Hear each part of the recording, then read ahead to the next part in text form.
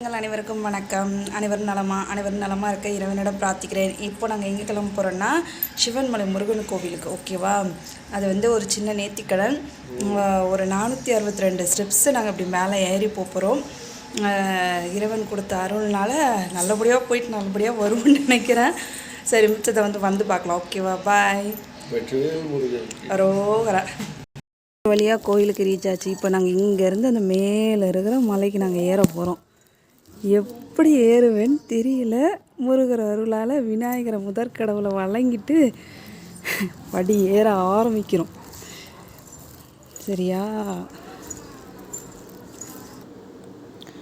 முருகரோட வாகனம் மயில் வாகனத்துக்கு வந்து பூ மலர் வச்சுட்டு நல்லபடியாக ஏறிட்டு நல்லபடியாக இறங்கி வரணும்ப்பா, துணை இருப்பான்னு சொல்லிட்டு வேண்டிட்டு ஸ்டெப்ஸ் ஏற ஆரம்பித்தாச்சு.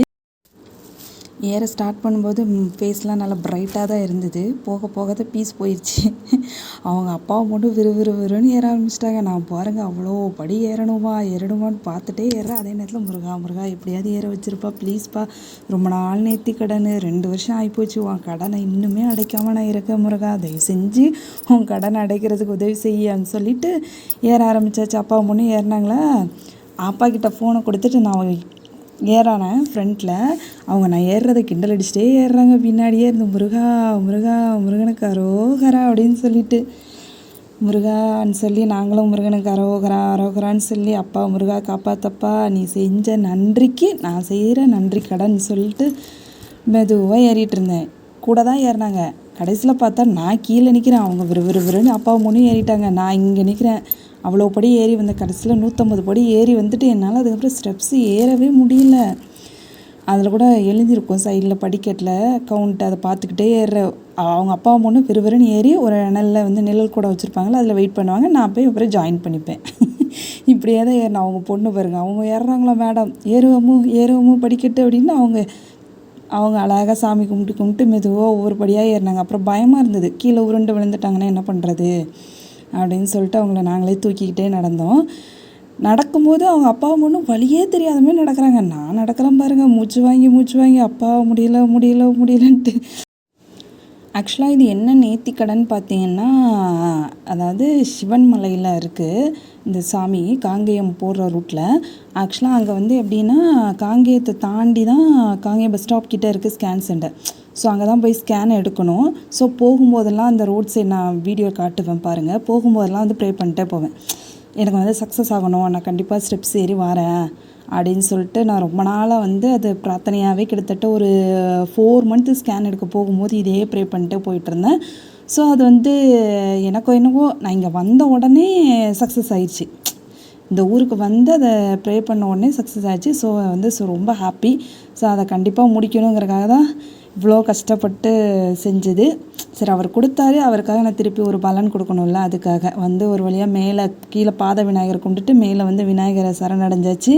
விநாயகரை கும்பிட்டு முடிச்சா மூச்சு வாங்குது. எனக்கு வாமிட்லாம் வர்ற மாதிரி ஆயிடுச்சு.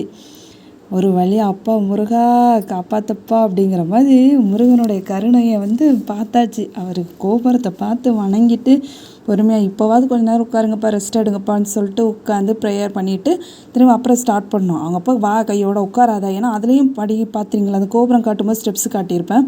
அதுலேயும் கிட்டத்தட்ட ஒரு 25 படி இருக்கும்.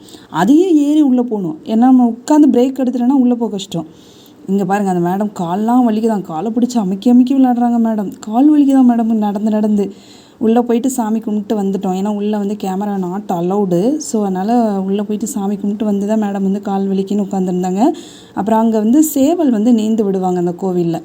ஸோ அதனால் சேவல் நேர்ந்து விட்டுருப்பாங்க, அங்கங்கே நிற்கும். பின்னாடி வந்து அந்த கேட்டு தெரியுதா அந்த இடத்துல, அதில் வந்து எப்படின்னா பசுமாடு நிற்கும். இதில் வந்து கோவிலுக்கு வந்து காணிக்கையாக கொடுத்துருப்பாங்க. ஸோ அதெல்லாம் மேடம் வந்து பார்த்து ரொம்ப விளாடுவாங்க. மலை மேலே இருக்கிறதுனால காற்று எப்போதுமே சூப்பராக அடிக்கும். ரெண்டாவது ரொம்ப அமைதியாக பீஸ்ஃபுல்லாக இருக்கும். எனக்கு தெரிஞ்சு திருப்பூர் காங்கேயம் சரௌண்டிங்கில் இருக்கிற தயவு செஞ்சு மிஸ் பண்ணாமல் பாருங்கள். அவ்வளோ ஒரு பீஸ்ஃபுல்லாக இருக்குது. இது வந்து தைப்பூசத்துக்கு போட்ட அந்த தகர ஷெட்டு, இல்லை அந்த ஷெட்டுலாம் இருக்காது. ஸோ பீஸ்ஃபுல்லாக இருக்கும். அவ்வளோ ஒரு அமைதியான வெற்றிவேல் முருகனுக்கு அரோகரா அப்படின்னு சொல்லும்போது நம்மளுக்கு அப்படியே ஒரு வைப் இருக்கும் உள்ளுக்குள்ளே. அவ்வளோ ஒரு அமைதியான இடம்.